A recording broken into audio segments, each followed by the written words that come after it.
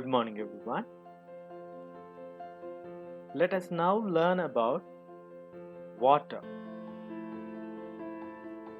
Water is an important renewable natural resource. 3/4 of the Earth's surface is covered with water. It is therefore appropriately called the water planet. It was in the primitive oceans that the life began almost 3.5 billion years back. Even today, the oceans cover 2/3 of the Earth's surface and support a rich variety of plant and animal life. The ocean water is, however, saline in taste and not fit for human consumption. Fresh water accounts for only about 2.7%. Nearly 70% of this occurs as ice sheets and glaciers in Antarctica, Greenland, and mountain regions. So, we all need to remember that water is a vital, renewable, natural resource which covers nearly 3/4 of Earth's surface with water. It is therefore rightly called as water planet. So, Earth is also known as water planet. Why is Earth known as water planet? Because 3/4 means nearly 70% of the Earth's surface is covered with water. So, it is called as water planet. And we also need to remember that the life began at the ocean banks. Nearly 3.5 billion years ago, the life has begun in the ocean banks. Even today, 2/3 of the Earth's surface and support of a rich variety of plants and animal life depends on water. Now, coming to the ocean water, the taste of the ocean water is not at all good. If you have tasted the sea water, you can remember the salinity in that, the saltiness in it, the chemical composition mixture in that, which makes it not fit for human consumption. So, why is ocean water not fit for human consumption? Because of its saline nature or salinity. How much percentage of fresh water do we have? The fresh water in the entire world accounts for nearly 2.7%. Nearly 70% of this occurs as ice sheets and glaciers in Antarctica, Greenland, and mountain regions. So, due to their location, which are inaccessible to us, like in Antarctica, in Greenland, and on the top of the mountain layers, which are not accessible for us, we only get 1% of fresh water that is available and fit for human use. So, though we have 2.7% of fresh water resources, but only 1% of the fresh water is available and fit for human use. It is found as groundwater, as surface water in rivers and lakes, and as water vapor in the atmosphere. This 1% is found in as groundwater, surface water in rivers and lakes, and also as water vapor in the atmosphere. Fresh water is therefore the most precious substance on earth. We can neither be added nor subtracted from the earth. We all need to remember this. Fresh water is one of the most precious substances because we have only very limited availability of it. Water can neither be added nor subtracted from the earth. It can only change its forms in the total volume. So the total volume of water on the entire earth remains constant. Its abundance only seems to vary because it is in constant motion, cycling through the oceans, the air, the land, and back again through the process of evaporation, precipitation, and running off of water is called as water cycle. What is water cycle?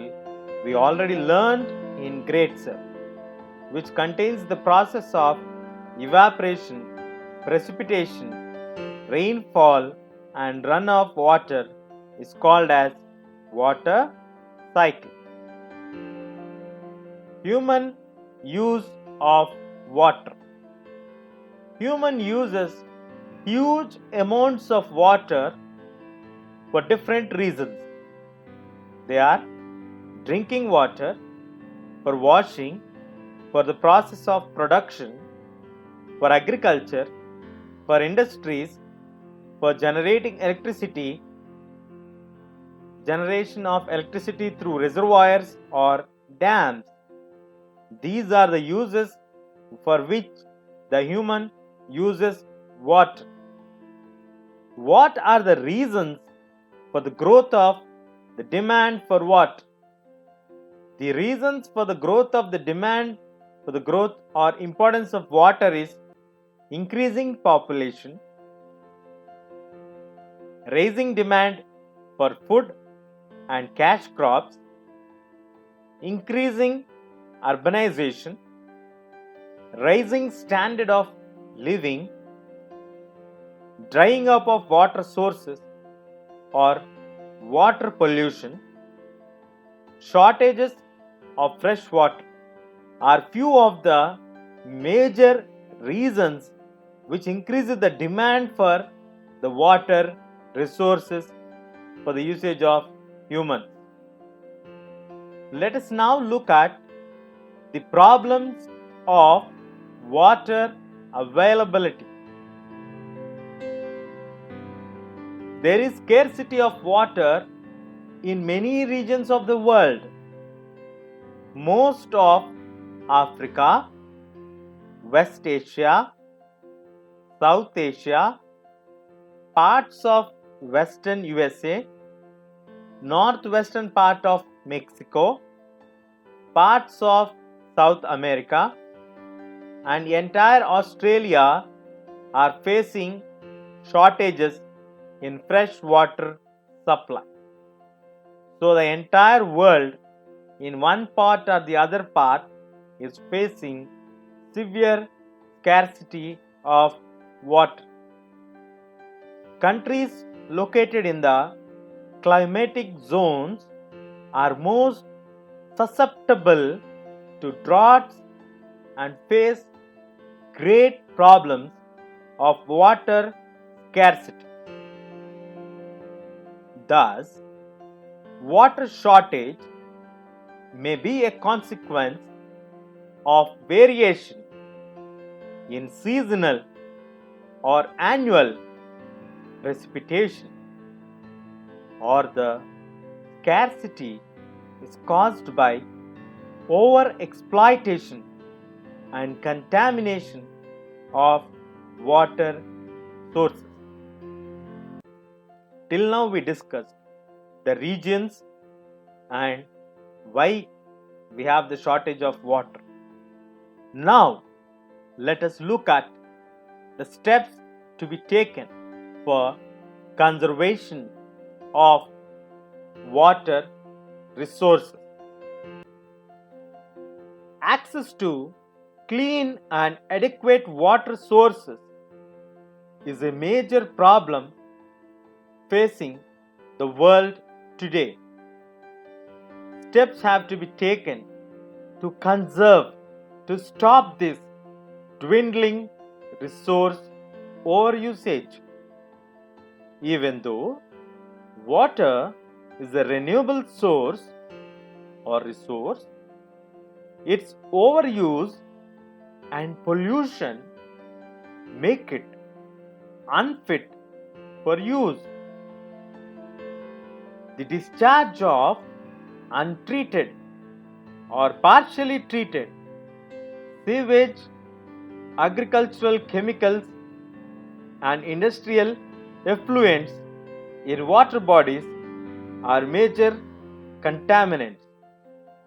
They pollute water with nitrates, metals, and pesticides. Most of these chemicals are non-biodegradable and reach human bodies through water, which is very dangerous. Water pollution can be controlled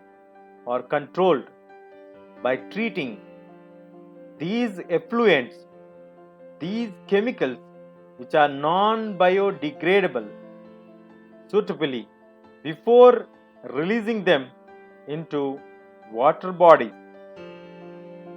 Forests and other vegetations cover should be increased so that it slows down the surface runoff of the water and replenish underground water. Water harvesting is another method to save water runoff or the surface runoff. The canals used for irrigation field should be properly lined to minimize the water losses through seepage and evaporation. In the dry regions with a high rate of evaporation, drip or trickle irrigation is very useful. So the valuable water resource can therefore be conserved by adopting these means of irrigation. So today in this session we learned that water, the importance of water, the availability of water, how the civilizations started on the ocean banks 3.5 billion years ago, and what is the importance of water in our day-to-day life, how humans are using water, what are the reasons for the increase of the usage of water, what are the regions that are facing the scarcity of water, and what are the steps that need to be taken for the conservation of water are the key learning objectives that are covered in this session. Hope you all liked. Stay tuned